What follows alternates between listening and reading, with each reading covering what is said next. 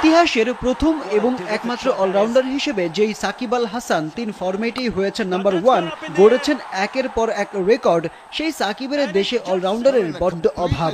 আরও নির্দিষ্ট করে বললে ব্যাটে বলে ইম্প্যাক্টফুল একজন অলরাউন্ডার এখনো খুঁজে পায়নি বাংলাদেশ, যদিও কয়েকজনের মধ্যে সাকিবের ছায়া দেখছেন ক্রিকেট প্রেমীরা।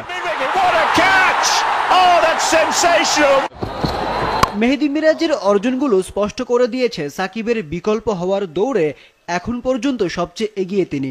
8 বছরের ক্যারিয়ার তার, দলের প্রয়োজনে 1 থেকে 8 নম্বর যে কোনো পজিশনে ব্যাট করতে পারেন তিনি। নামের পাশে 103 ওয়ানডে, এর মধ্যে 74 ইনিংসে ব্যাট করেছেন। মিরাজের রানের গড় 25.38, স্ট্রাইক রেট 76.83, অফ স্পিনে তার শিকার 110 উইকেট। ব্যাটিং অর্ডার ঠিক না থাকা আর বেশিরভাগ ম্যাচে শেষ দিকে নামার কারণে মিরাজের গড় অনেক কম, কিন্তু একা ম্যাচ জিতিয়েছেন এমন বেশ কিছু ইনিংস আছে মিরাজের, যার মধ্যে 2022 সালে ভারতের বিপক্ষে অবিশ্বাস্য 2টি ইনিংসে দলকে ওয়ানডে সিরিজ জেতানোর কীর্তি আছে মিরাজের। টেস্টে অভিষেকে ইংল্যান্ডের বিপক্ষে 2 ম্যাচে দুর্দান্ত বল করে হয়েছিলেন সিরিজ সেরা। 51 টেস্টে 200 উইকেটের দোরগোড়ায় পৌঁছে গেছেন এই অলরাউন্ডার। ব্যাট হাতে আছে 950 ও 100, তবে 29টি টি20 খেলে নিজেকে মেলে ধরতে ব্যর্থ হয়েছেন মিরাজ। 14 উইকেট ঝুলিতে, আর ব্যাট হাতে স্মরণীয় কোনো ইনিংস নেই। নতুন আরেকজন স্পিন অলরাউন্ডার পেতে পারে বাংলাদেশ, তিনি leg spinner Rishad Hossain. Bat হাতে তার আগ্রাসী মনোভাব রাখতে পারে একজন কার্যকরী অলরাউন্ডারের ভূমিকা, তবে সত্যিকারের অলরাউন্ডার হতে হলে ব্যাট হাতে আরও ভূমিকা রাখতে হবে রিশাদের।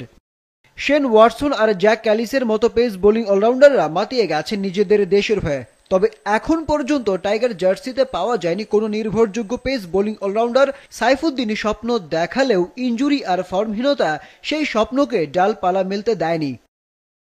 ক্রিকেটে অলরাউন্ডারদের কদর বাড়ছে দিনকে দিন, যেখানে পিছিয়ে আছে টিম বাংলাদেশ।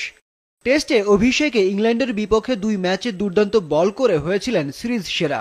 51 টেস্টে 200 উইকেটের দোরগোড়ায় পৌঁছে গেছেন এই অলরাউন্ডার। ব্যাট হাতে আছে 950 ও 100, তবে 29টি টি20 খেলে নিজেকে মেলে ধরতে ব্যর্থ হয়েছেন মিরাজ। 14 উইকেট ঝুলিতে, আর ব্যাট হাতে স্মরণীয় কোনো ইনিংস নেই। নতুন আরেকজন স্পিন অলরাউন্ডার পেতে পারে বাংলাদেশ, তিনি leg spinner Rishad Hossain. Bat হাতে তার আগ্রাসী মনোভাব রাখতে পারে একজন কার্যকরী অলরাউন্ডারের ভূমিকা, তবে সত্যিকারের অলরাউন্ডার হতে হলে ব্যাট হাতে আরও ভূমিকা রাখতে হবে রিশাদের। শেন ওয়াটসন আর জ্যাক ক্যালিসের মতো পেস বোলিং অলরাউন্ডাররা মাতিয়ে গেছেন নিজেদের দেশের হয়ে, তবে এখন পর্যন্ত টাইগার জার্সিতে পাওয়া যায়নি কোনো নির্ভরযোগ্য পেস বোলিং অলরাউন্ডার। সাইফুদ্দিন স্বপ্ন দেখালেও ইনজুরি আর ফর্মহীনতা সেই স্বপ্নকে ডালপালা মেলতে দেয়নি।